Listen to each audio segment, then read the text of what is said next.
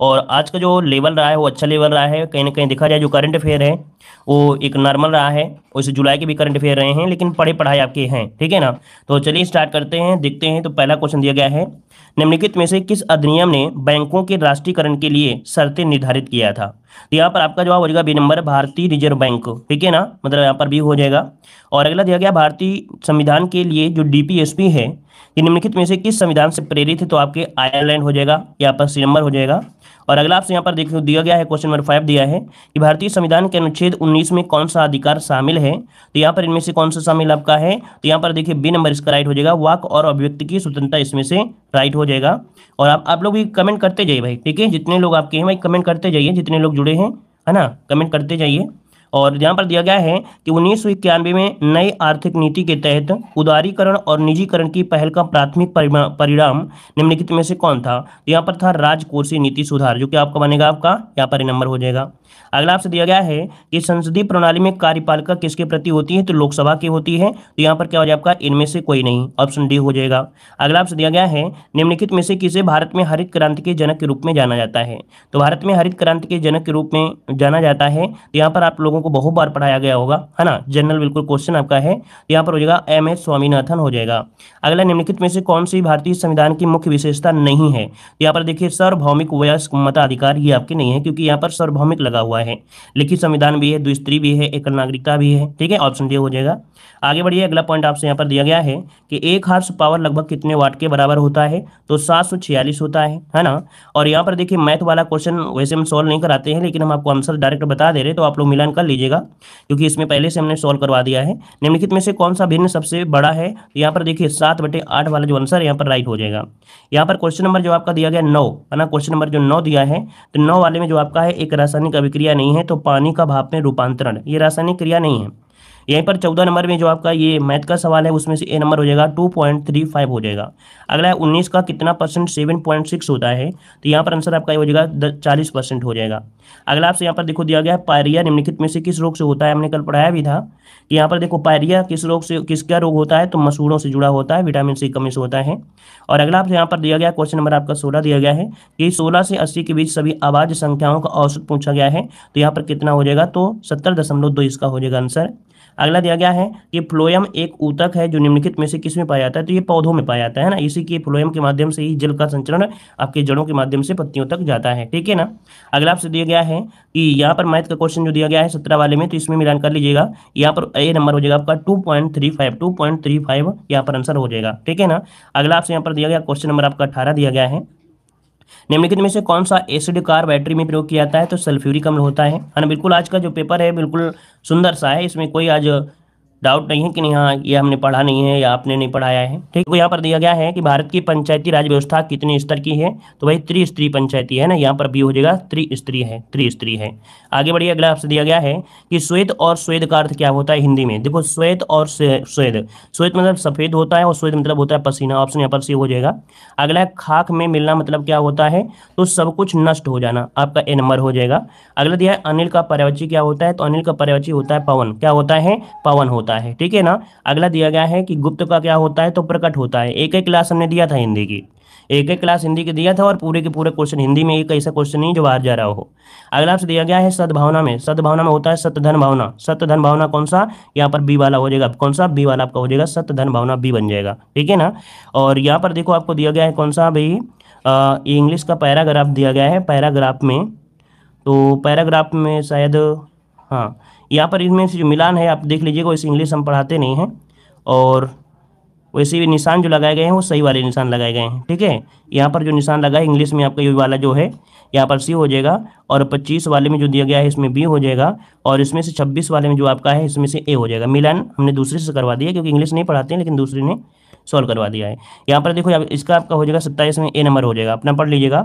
और इसके बाद 28 नंबर आपको जो दिया गया है, ठीक है, चूज वाले में यहाँ पर आपका ए हो जाएगा। आगे बढ़िए, अगला पॉइंट आपसे दिया गया है, हाँ यहाँ पर देखो एक कथन वाला है, कथन वाले में आपका ए नंबर आपका सही होगा। कथन एक का कारण है और कथन सेकंड इसका प्रभाव है, ठीक है ना। अगला यहाँ पर देखो दिया है विषम चुनना गया है, विषम चुनना है, और विषम जो आपका है वो कौन सा, 33 इनमें से, 33 इनमें से क्या है, इनमें से विषम है, ठीक है ना। हाँ बिल्कुल ईजी था, आज का पेपर जो था ईजी रहा है। और अगला दिया गया है 6:10 पर घड़ी की सुई है जो आपकी हैं वो आपका यहाँ पर हो जाएगा, आपका ए नंबर बी नंबर हो जाएगा 125 अंश का कोण बनाएंगे, ठीक है ना। अगला आपसे यहाँ पर देखो दिया गया है, कह रहा है आपसे यदि ए को 26 रुपये में कोडित किया जाता है, ठीक है, 26 के रूप में, तो इसका आंसर आपका डी बन जाएगा, इसका आंसर आपका डी बन जाएगा, अपना देख लीजिएगा, मिलान कर लीजिएगा। अगला आपसे दिया गया है यहाँ पर क्वेश्चन शायद ये वाला छूट गया है, शायद ये नंबर होगा। अगला है गोपी ने विवेक से कहा, तो इसमें जो आपका होगा नाना हो जाएगा, क्या हो जाएगा, नाना हो जाएगा।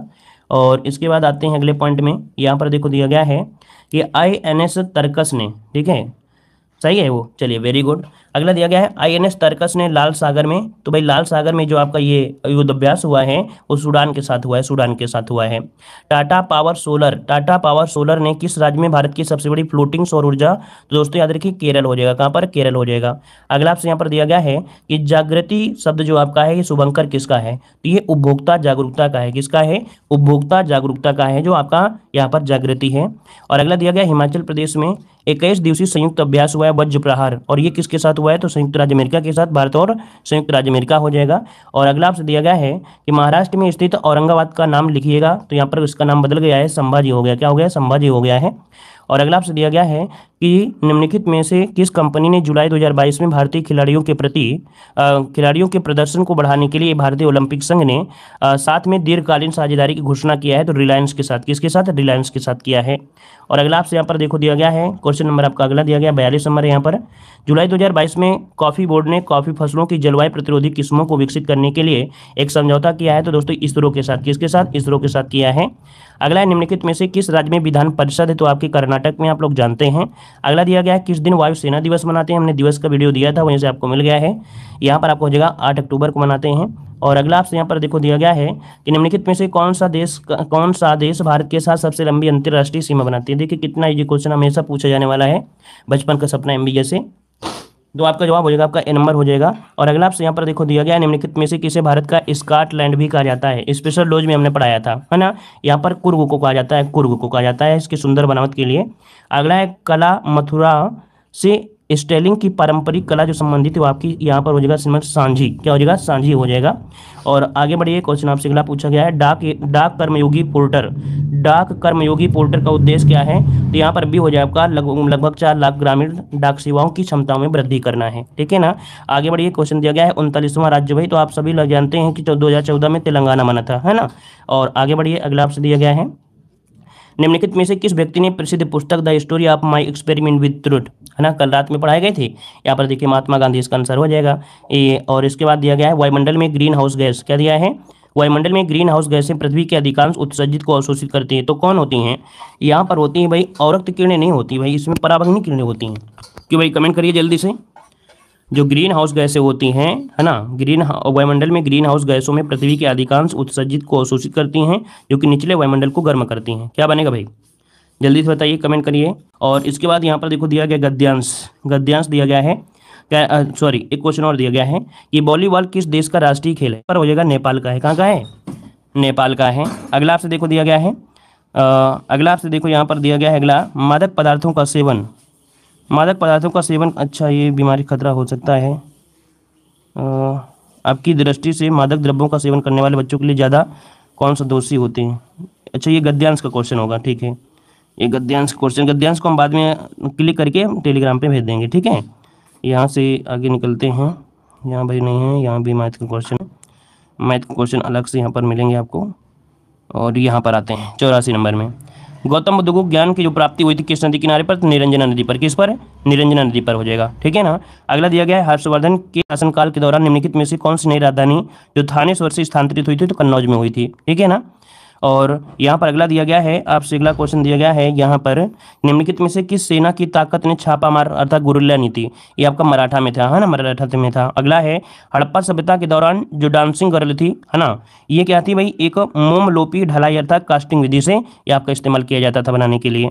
अगला आपसे यहाँ पर दिया गया है अगला पॉइंट, कह रहे हैं पूर्ण स्वराज की मांग करने वाले प्रथम कार्यकर्ता का नाम इनमें से लिखना है, तो यह हजरत मोहानी है, हजरत मोहानी हो जाएगा। और भारत सरकार अधिनियम 1935 के प्रावधानों में ब्रिटिश सरकार के अंतिम अधिकार का एक उदाहरण इनमें से कौन था?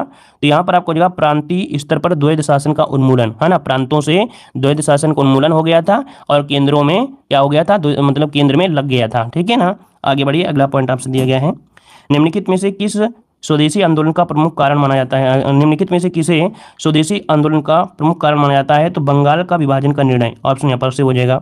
अगला दिया फॉरवर्ड ब्लॉक, देखो बिल्कुल हमेशा क्वेश्चन बनता है, आपका सुभाष चंद्र बोस हो जाएगा। अगला आपसे दिया गया खिलाफत मुद्दे को उठाने के बाद महात्मा गांधी के निर्णय के पीछे मुख्य कारण क्या था? तो यहाँ पर था हिंदू और मुस्लिमों के बीच अधिक एकता लाने के लिए किया गया था।